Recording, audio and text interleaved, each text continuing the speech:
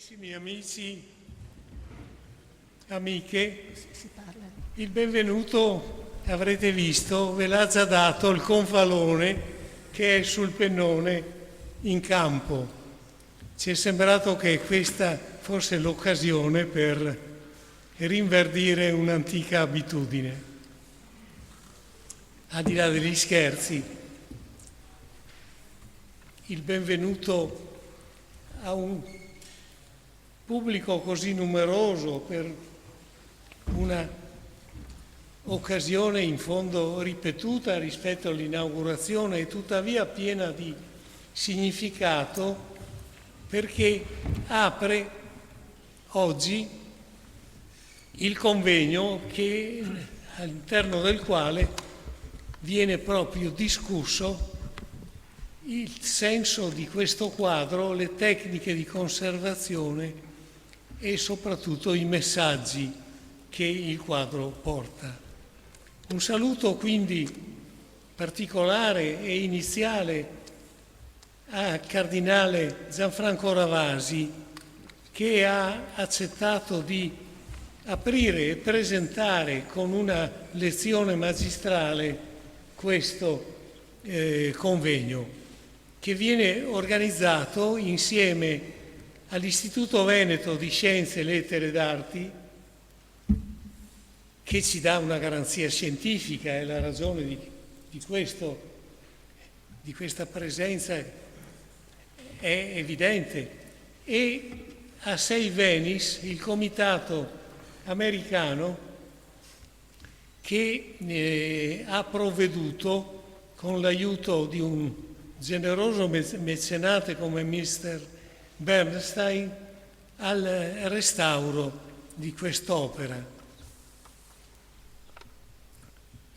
Io credo che sia un grande dono che viene dato alla città, non solo con la riscoperta di un'opera che era offuscata da secoli di sporcizia, di vernici ossidate e di altri pentimenti, anche di restauri maldestri, e che attraverso un restauro che è stato veramente magistrale da un punto di vista anche dell'innovazione scientifica, domani nelle relazioni verranno spiegate tutte le novità scientifiche e le scoperte che sono state fatte su questa immensa opera, che sembra veramente un campo di lavoro non solo per chi l'ha realizzata, che era Jacopo Tintoretto, di cui vorrei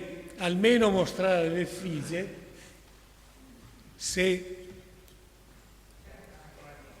Thomas ha la bontà. Ecco, questo è un suo autoritratto custodito a Londra, che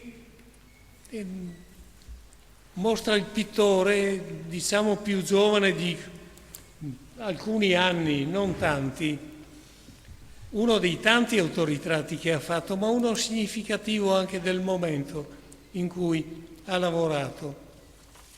Ecco, io voglio ringraziare tutti questi enti che hanno contribuito a questa fatica, a questo impegno, attraverso un comitato tecnico-scientifico presieduto da Paola Marini, con una attenzione e una competenza che sono state veramente all'altezza di un'opera così significativa e importante.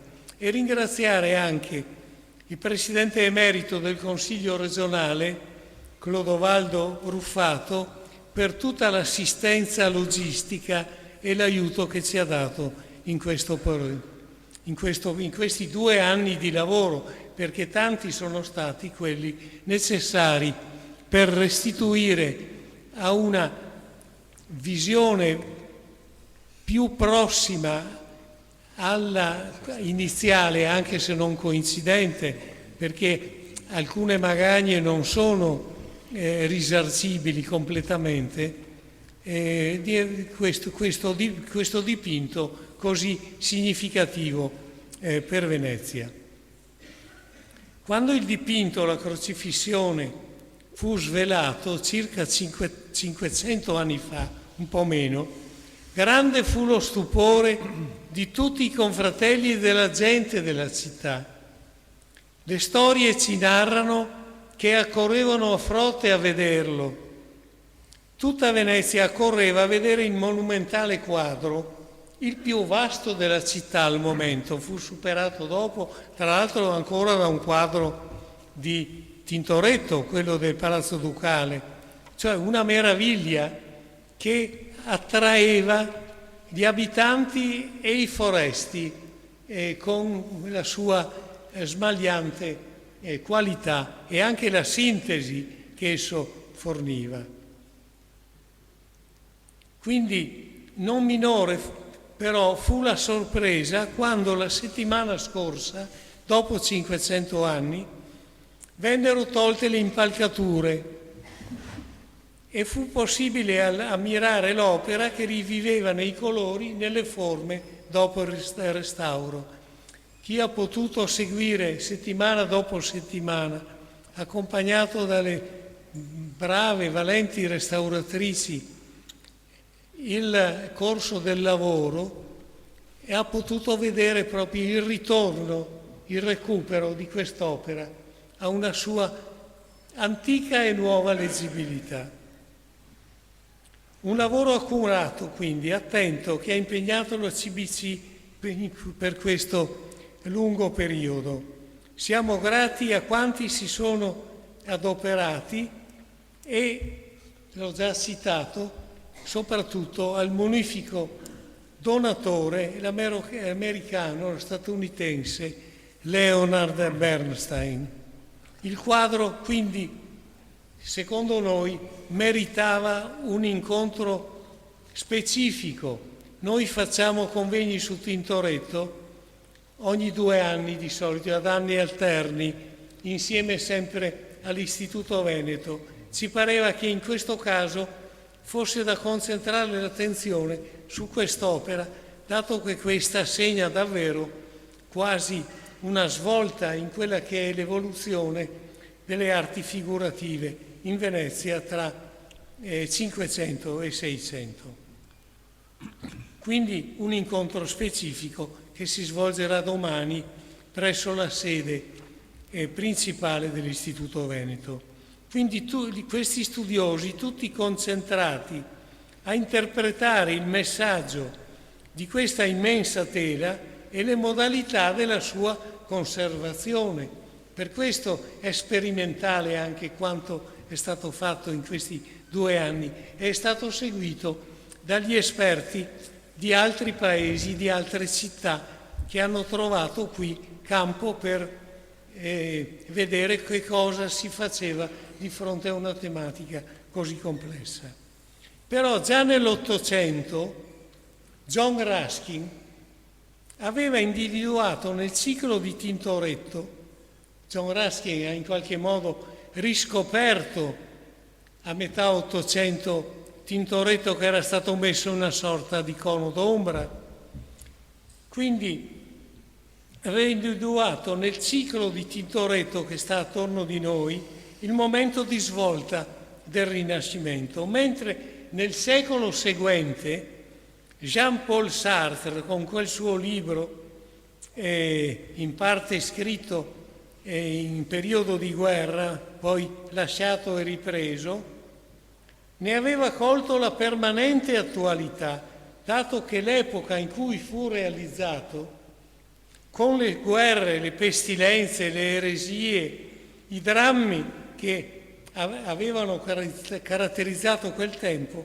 sembrava assomigliare molto proprio all'epoca che noi viviamo in questo momento. Questa è l'attualità e l'importanza di Tintoretto, che non cessa mai di darci nuovi elementi, consentire nuove interpretazioni e così via. Il quadro viene ora dato alla pubblica visione, nelle forme smaglianti del restauro effettuato, affinché, oltre a godere della sua bellezza, c'è l'assessore comunale presente, i rappresentanti della prefettura e della questura che si custodiscono tra l'altro, e li ringrazio. Ecco, è un dono che viene restituito alla città con questa sua qualità nuova, in modo che si possa, oltre che godere della sua bellezza, tutti possano riflettere sull'evento della crocifissione, cioè sulla stessa condizione umana che esso magistralmente rappresenta. Vi ringrazio.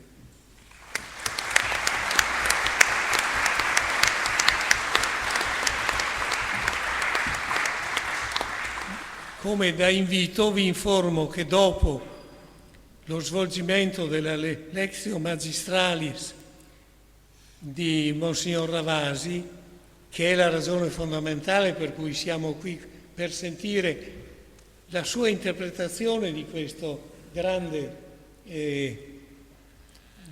capolavoro, verranno aperte le porte della sala e dell'albergo, e per gruppi vedremo di consentire la visita dell'opera restaurata.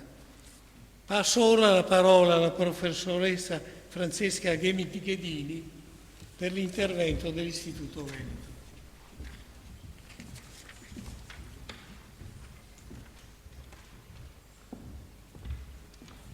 Intervento che sarà brevissimo perché sostituisco indegnamente il nostro Presidente, che è dispiaciutissimo di non poter essere qui con noi, però è stato bloccato da un impegno che non poteva più spostare, ma col cuore è qui. E devo dire che parlare di fronte a un pubblico così numeroso e così preparato e a Monsignor Ravasi mi emoziona un pochino. Sono abituata a parlare in pubblico, ma questa è un'occasione molto particolare.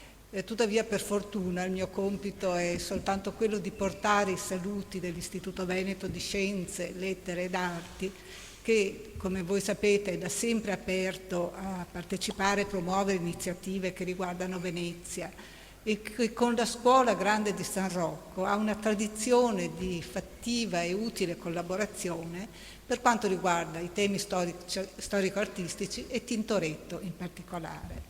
E infatti, come accennava prima Franco Posocco, il convegno odierno ha due illustri precedenti. Il primo è del 2019, quando, in occasione del 5° centenario della nascita di Tintoretto, sono state affrontate alcune tematiche relative alla produzione del maestro veneziano e al suo ruolo in quel delicato passaggio dal Rinascimento al Barocco. Gli atti del convegno sono stati prontamente editi e tutti noi studiosi sappiamo quanto importante sia poter avere in tempi brevi i risultati di incontri così vivaci e così produttivi. A distanza di pochi anni, ogni 2 anni, diceva prima Franco Posocco, un altro convegno. Questa volta è stato affrontato il tema del paesaggio, che era un argomento che era rimasto un po' in subordine rispetto agli innumerevoli studi che sono stati fatti sul maestro veneziano, ma che abbiamo capito proprio anche a valle delle importanti relazioni che abbiamo potuto sentire, quanto importante era, e ci ha aiutato a comprendere alcune delle novità che si agitavano in quel tempo. E anche questo secondo convegno ha visto una pronta edizione. Questo terzo appuntamento deve tutto alla determinazione e all'inesauribile energia di Franco Posocco, che non demorde mai e ha scelto l'argomento, come lui ha detto, certamente meglio di quello che potrei fare io, proprio capendo che era un regalo questo che si poteva fare a Venezia. L'attenzione di questo convegno sembra chiudere l'orizzonte e invece lo apre a problematiche molto sensibili e diverse rispetto a quelle che abbiamo affrontato fino adesso. Oggetto di queste 2 giornate, domani saremo all'Istituto Veneto, è la grande crocifissione, che sarà analizzata dal punto di vista tematico, simbolico, teologico, iconografico e soprattutto tecnico, per dare conto non solo dei contenuti e degli aspetti storico-artistici, ma anche e soprattutto del sapiente lavoro di restauro che è durato, come abbiamo oramai sentito, per ben 2 anni. E a tale proposito anch'io voglio rivolgere a nome dell'Istituto il mio ringraziamento a Save Venice e al munifico finanziatore che ha reso possibile il restauro di questa straordinaria opera. I nostri beni culturali costano perché ne abbiamo tantissimi e di una qualità elevatissima e quindi dobbiamo alla sensibilità di alcuni munifici donatori il poter mettere mano ad opere come questa. Per quanto riguarda invece la costruzione del programma, dobbiamo ringraziare Paola Marini, la lucida competenza e le capacità organizzative di Paola Marini, una socia dell'Istituto Veneto, che ha guidato il comitato scientifico, ha scelto le tematiche, ha scelto i relatori, ha proposto la sequenza degli argomenti che si articolano attorno appunto alle diverse problematiche che l'immensa tela tintorettiana suggerisce e che forse ci porteranno anche alcuni risultati inediti. Grazie alla conoscenza prodotta dalle analisi condotte durante il restauro sarà possibile illustrare aspetti che riguardano non solo le tecniche di progettazione dell'immagine. Tutti noi che lavoriamo in qualche modo nel mondo dell'arte sappiamo com'è importante capire cosa passa dalla progettazione alla realizzazione, ma anche le strategie esecutive di Tintoretto e gli echi che questa realizzazione straordinaria che aveva suscitato l'interesse di cui abbiamo sentito ora parlare ha avuto nella produzione artistica contemporanea e successiva. Quindi, ripeto le parole di Franco Posocco, è un dono che viene dato alla città che se lo merita tutto. Grazie.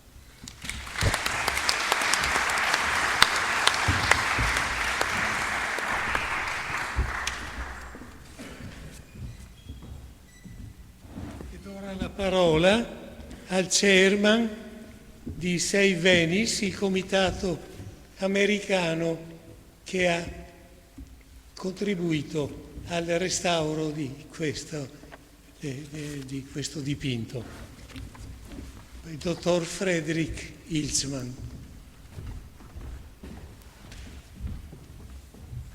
Vi saluto a nome di Save Venice, l'organizzazione non-profit nordamericana con sedi a Venezia e New York, che ha sponsorizzato le indagini scientifiche e il restauro della grande crocifissione di Tintoretto. Sono però qui oggi anche come studioso di Tintoretto. Molte delle mie pubblicazioni e mostre sono state infatti dedicate a lui. Negli ultimi 30 anni la percezione di Tintoretto come artista è molto cambiata.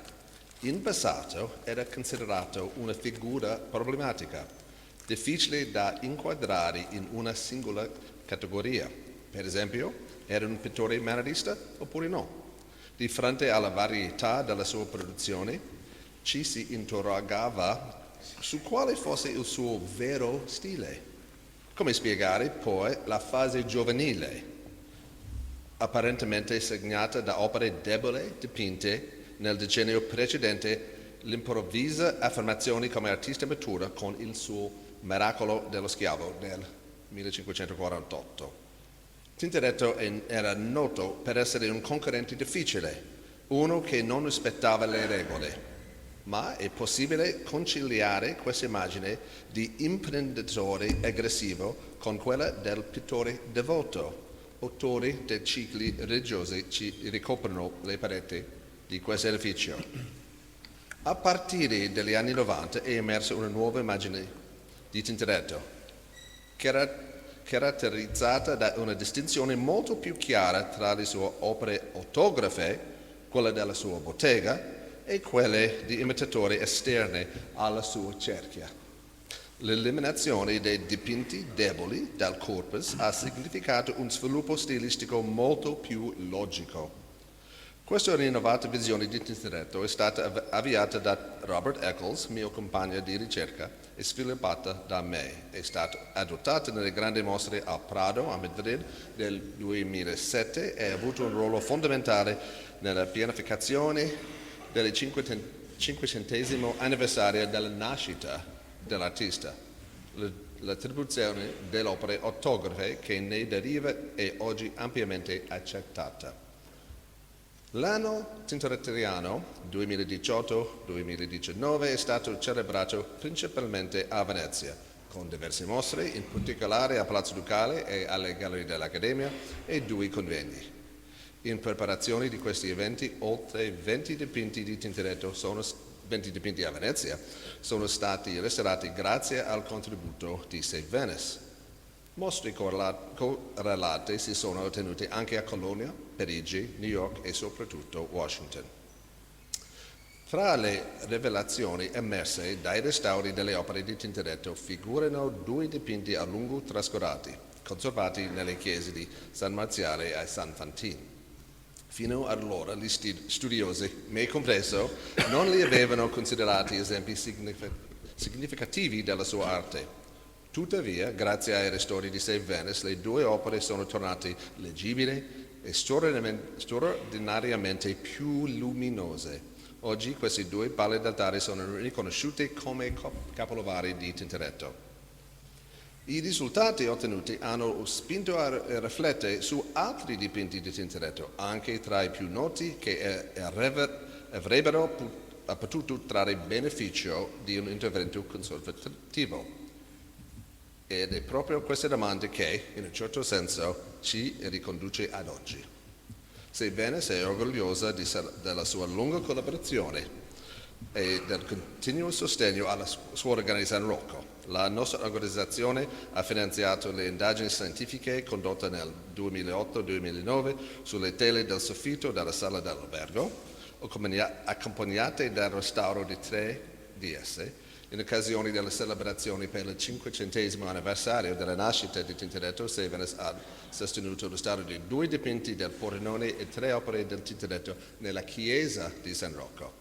Negli ultimi anni Save Venice ha anche reso possibile il restauro di un mosaico dell'Annunziazione di Giovanni Novello e del celebre dipinto sul stesso tema di Tiziano.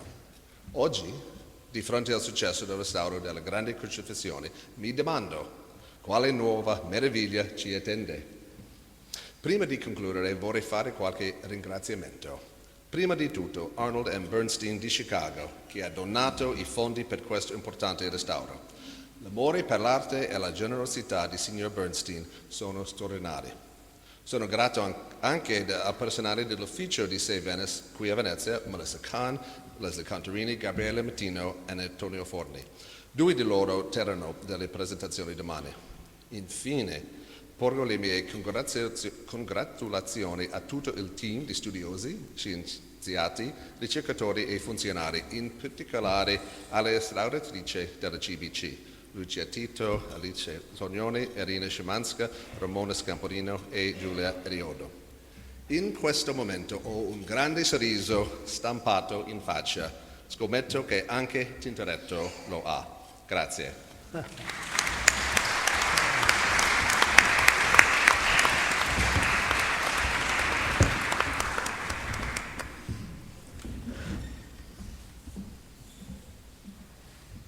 Ed ora la parola al dottor Fabrizio Magani, soprintendente di Venezia, con un vivissimo ringraziamento, perché il contributo della soprintendenza quotidiano di analisi, di studio e non soltanto di controllo è stato fondamentale, perché la complessità dei problemi che ha posto questo quadro, se non altro per la sua vastità, per la sua grandezza, per la quantità di interventi che ha subito nel corso della sua storia, richiedeva proprio una attenzione e una penetrante capacità di cogliere tutti gli aspetti degli interventi, dei pentimenti, delle ossidazioni e così via che erano intervenute in quest'opera. Grazie, Soprintendente.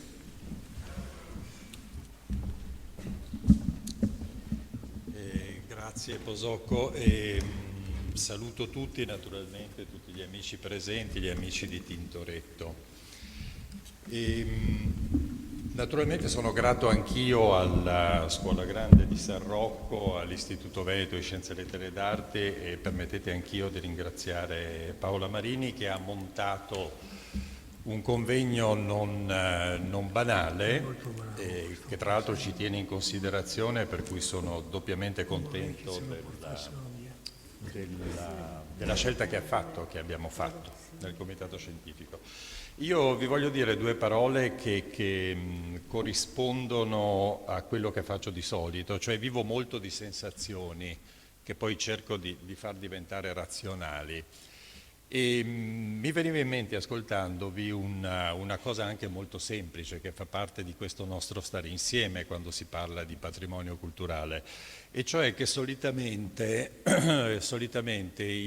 l'esperienza di fronte a un quadro, magari in un museo come avviene solitamente, è una faccenda che ha a che fare con una sorta di monologo, è un tête-à-tête, diciamo, un confronto che ha bisogno del silenzio, che ha bisogno del tempo.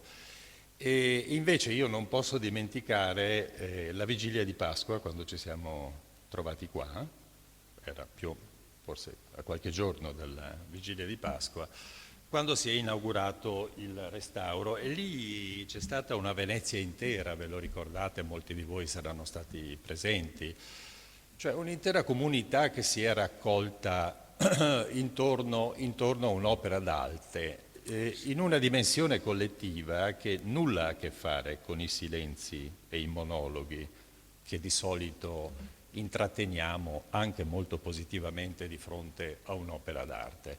Insomma, io credo che si sia manifestato qui a Venezia, in questa sala, in quella sala lì in fondo, proprio quello che noi, spero, riteniamo come senso del patrimonio, senso dell'eredità che si accompagna all'esperienza artistica, all'esperienza storica, quindi qualcosa di differente, qualcosa di realmente autentico è avvenuto. E questo per me sarà il ricordo forse più bello di questa lunga esperienza che ci ha visto anche, come diceva molto gentilmente Posocco, che ci ha visto vicino, come tentiamo di fare, insomma, tutti i giorni alla Scuola Grande di San Rocco. E poi un'ultima considerazione che ripenso dopo quei giorni. E effettivamente, come è stato detto molto opportunamente, Jacopo Tintoretto è artista che cresce con la sensibilità, storico-artistica, con la sensibilità critica, con l'educazione artistica, per come uno cerca di metterla in gioco, anche non professionalmente. Ha cambiato tante volte pelle. Non dovrei permettermi di fronte al Cardinal Ravasi, ma penso che sia anche un'esperienza di fede quella che avviene al cospetto di un quadro come questo.